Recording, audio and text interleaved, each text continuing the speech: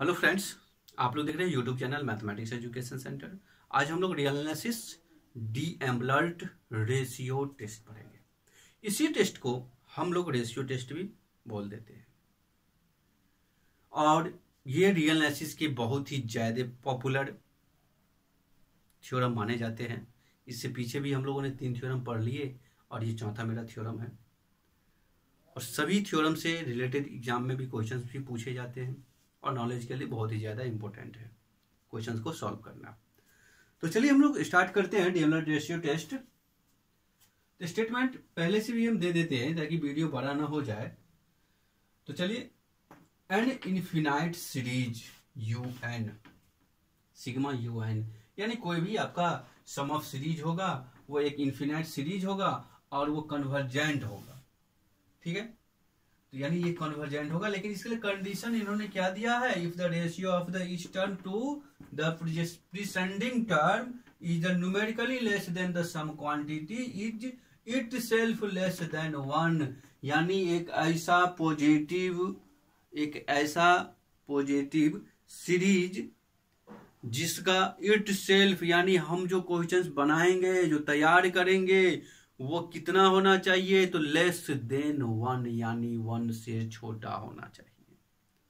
ठीक है, तो ही वो सीरीज मेरा कन्वर्जेंट सीरीज कहेगा। अगला जो कहता है, जो again UN is the divergent, कब होगा, जब 1 से बड़ा हो जाएगा, ग्रेटर देन होगा, तो वो सीरीज मेरा डाइवर्जेंट होता है। तो देखते हैं इसको प्रूफ करना कितना हार्डली है या फिर इजीली है। हमारे ख्याल से तो बहुत ही आसान है, क्योंकि बहुत ही सिंपल लैंग्वेज का हम यूज करने के लिए जा रहे हैं। केस फर्स्ट लिखेंगे, since it is given that, देखिए हमारे पास कोई भी सीरीज होगा वो गिवन दैट में ही होगा, क्योंकि कोई सीरीज दिया हुआ है। इसके बाद ही हम डिफाइन करेंगे जो ये कौन से कंडीशन को फॉलो करेगा। तो इसीलिए हम लोग पहले लिख लेते हैं, since it is given that series preceding term, कोई सीरीज है ऐसा U2 बाई U1, हो गया ना। नेक्स्ट टर्म को डिवाइड कर रहा है, पीछे वाला टर्म, ये क्या होना चाहिए, लेस देन होना चाहिए। पहला केस लेस देन यूनिटी 1 तक आना चाहिए, तो हमने यहां ग्रेटर देन बता दिया। तो less than U2 by U1 हो गया, तो U3 बाई U2, ये तो ठीक है। फिर ऐसे U4 बाई U3, और थोड़ी सी और इसमें हम ये चेंजिंग करते हैं, जो आप यहां पर क्या करें, थ्योरम को जब सेटिस्फाइड करें तो इस तरीका से लिखें, इस तरीका से लिखें। इससे ये होगा, जो आपका प्रत्येक टर्म के बारे में प्रीसेंडिंग मिलेगा वो छोटा आना चाहिए। कोई भी टर्म कहीं से भी फाइंड कर ले, वो 1 से छोटा ही होना चाहिए। अभी जरूरी नहीं है जो फर्स्ट टर्म और सेकंड टर्म से ही क्वेश्चंस को फाइंड करें, नहीं, 4th टर्म और 5th टर्म से भी हम क्वेश्चंस को फाइंड कर सकते हैं। इससे ये मेरे पास रीजन मिलते हैं।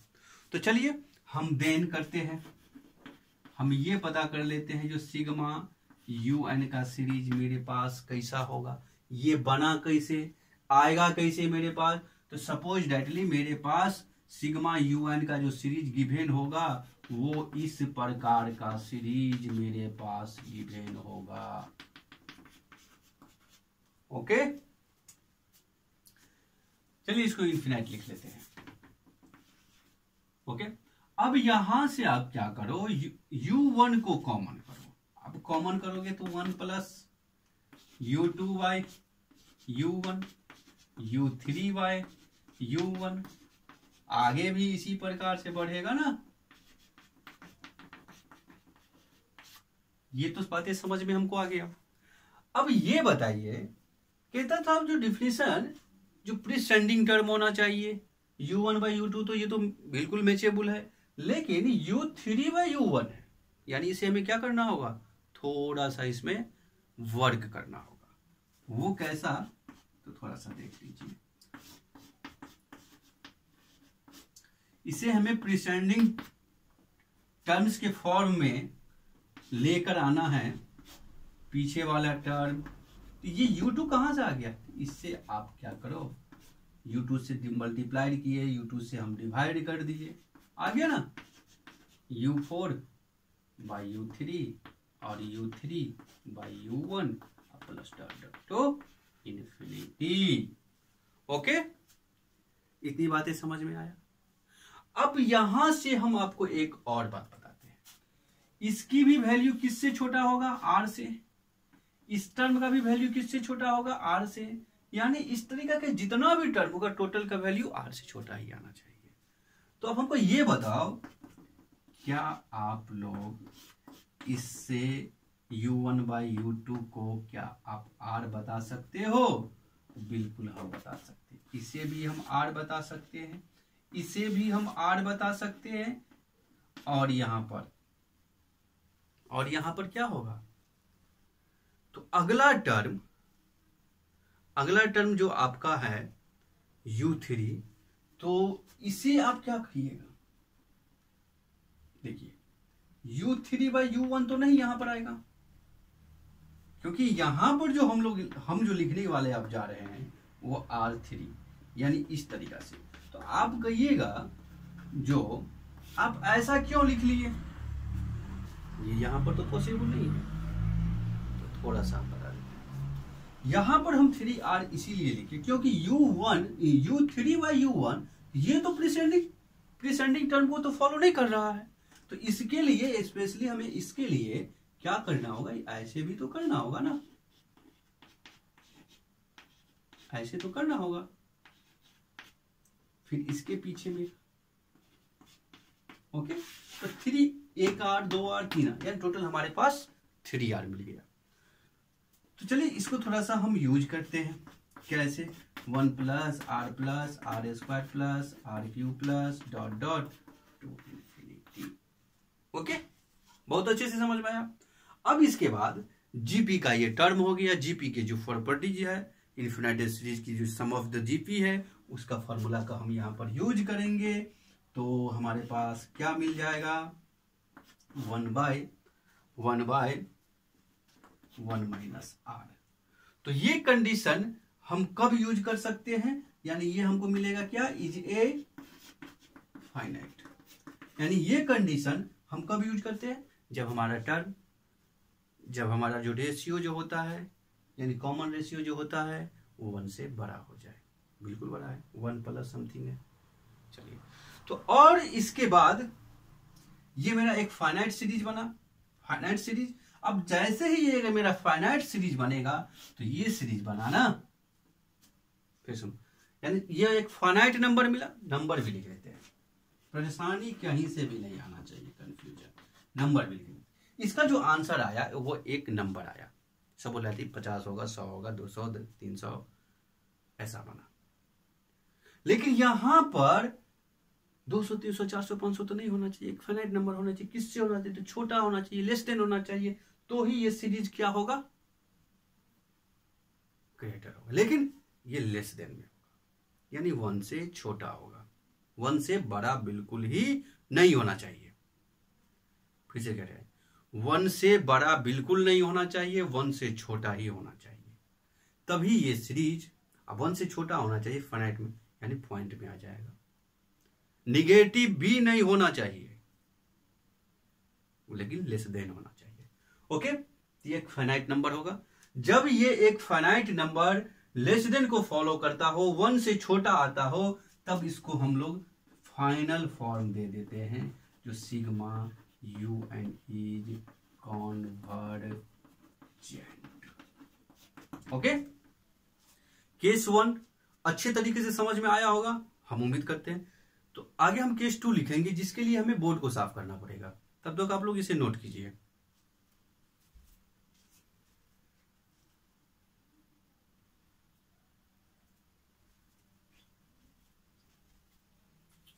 चलिए केस 2 में देखते हैं क्या कहता है। केस 2 में हम लिखेंगे, क्योंकि अगेन की जो फॉर्म में लिखा हुआ था वो ग्रेटेस्ट होना चाहिए, ग्रेटर होना चाहिए कितना, तो 1 से। तो अब जो हम सीरीज लिखने वाले हैं वो ये जो since it is given diet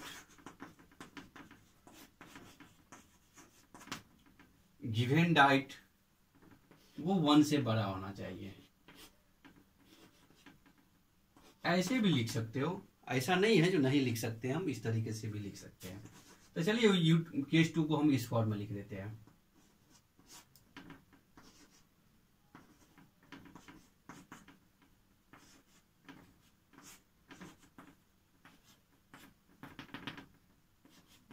ठीक है, इस फॉर्म में रहेगा ये कैपिटल ए। चलिए यहां पर आर लगेगा, आरएथ टर्म चलेगा ये।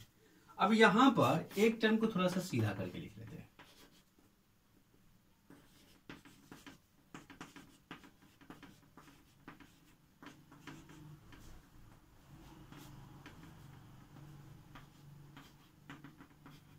सॉरी, यहां पर 1 होगा। ओके, किसी भी प्रकार से परेशानी तो लिखिए देन एक एसएन के फॉर्म में आइए, u1 plus u2 plus u3 plus dot dot to infinite terms. अब ये यहां पर क्या है वो थोड़ा सा सुन लीजिए। जो ग्रेटर होना चाहिए, ग्रेटेस्ट वैल्यू को बताना चाहिए, यानी 1 से बड़ा होना चाहिए, इक्वल टू यूनिटी। तो क्योंकि थोड़ा सा हम स्टेटमेंट जो मेरा कह रहा था हम उसके ऊपर आते हैं। Again sigma un is divergent is ratio is greater than equal to unity. Greater than equal to unity का फॉर्म था, होना चाहिए। तो यानी ये ग्रेटर देन या फिर इक्वल टू, यानी दोनों फॉर्म आ जाएगा इसमें, ग्रेटर देन भी और इक्वल टू भी। कितना होना चाहिए, 1। तो वो यानी ये क्या होगा, क्या हो जाएगा, डाइवर्जेंट हो जाएगा, क्योंकि अब हम लोग डाइवर्जेंट को फॉलो करने के लिए जा रहे हैं। तो अब हम यहां पर ऐसे लिख दिए। अब ऐसे क्यों लिख दिए, कोई हमसे ये भी पूछने की कोशिश करता होगा। तो देखिए हम ऐसा इसीलिए लिख दिए क्योंकि u1 बराबर u2 बराबर u3, यानी ऐसा u1 equal to u2 plus equal to u3 equal to u4 dot dot to infinity terms. ठीक है, ऐसा हो गया। तो ये कितने टर्म लिखा हुआ सभी को पता है, ये n ऑफ नंबर u1। तो आप सभी को पता होगा जब ये n आ गया तो ये इनफाइनाइट हो गया। तो इसको बोल देते हैं ना हम लोग, जो क्या कहते हैं, इज, जो क्या, तो is a infinite number. Okay, जब ये इनफाइनाइट नंबर हो गया तो डायरेक्टली बोल दो ना, सो सिग्मा एसएन या यूएन, यूएन ही लिखो, यूएन इज डाइवर्जेंट। ओके, कुछ समझ में आया? तो अगला जो ट्रिक होने वाला है, इस क्वेश्चंस को जो आप बनाइएगा, एक्सरसाइज को जो बनाइएगा, वो किस तरीका का ट्रिक होना चाहिए जो बता देते हैं। क्वेश्चन बनाने के लिए जो हमारे पास एक बहुत ही सिंपल एक ट्रिक है, वो ये मेथड को जो फॉलो करिएगा तो आप लोगों को कहीं पर भी किसी भी प्रकार की परेशानी नहीं होगा, ऐसा हम आपको विश्वास दिलाते हैं। Working rule,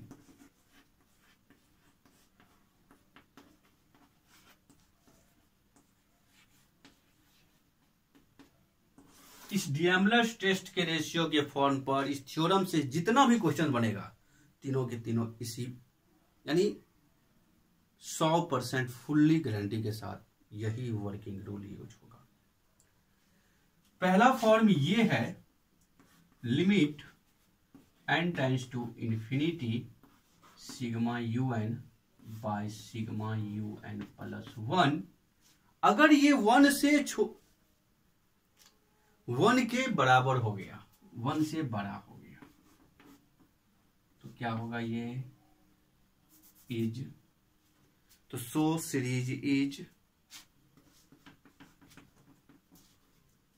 sigma un is convergent.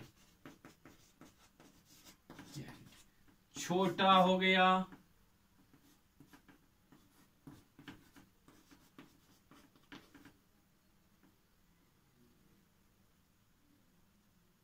Sorry less than में होगा ये ना कॉन्वर्जेंट, और ग्रेटर देन में डाइवर्जेंट होगा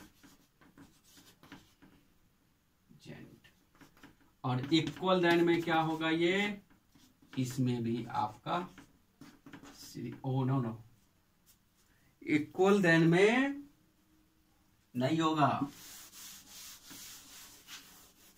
तो इसीलिए लेस देन ग्रेटर देन। अगर ये इक्वल हो गया तो टेस्ट फेल हो जाएगा। ठीक है, अगले क्लास में हम इसमें से इस थ्योरम से रिलेटेड 3-4 क्वेश्चंस हम अच्छे तरीके से सॉल्व करेंगे, और तीनों के लिए हम एक एक क्वेश्चन सॉल्व करेंगे, कौन सा टेस्ट फेल हो रहा है, कौन कॉन्वर्जेंट है, कौन डाइवर्जेंट है। ठीक है, अगर अच्छा लगा हो स्टेटमेंट सुझाव तो हमारे चैनल को जरूर सब्सक्राइब कीजिएगा और अपने दोस्तों के साथ शेयर भी कीजिएगा। तो हम लोग अगली क्लास में मिलेंगे इसी के साथ, क्योंकि अब आगे बढ़ाने के मतलब के लिए बहुत बड़ा हो जाएगा वीडियो। अगली क्लास में हम लोग थ्योरम नंबर 5 करेंगे। पहले हम सभी थ्योरम को हम गैदर कर लेते हैं, इसके बाद ही एक्सरसाइज के क्वेश्चंस के ऊपर चलेंगे, जिससे वर्कआउट अच्छा बनेगा, कंप्लीट होगा। तो हम लोग नेक्स्ट क्लास में फिर मिलेंगे। Okay, good bye.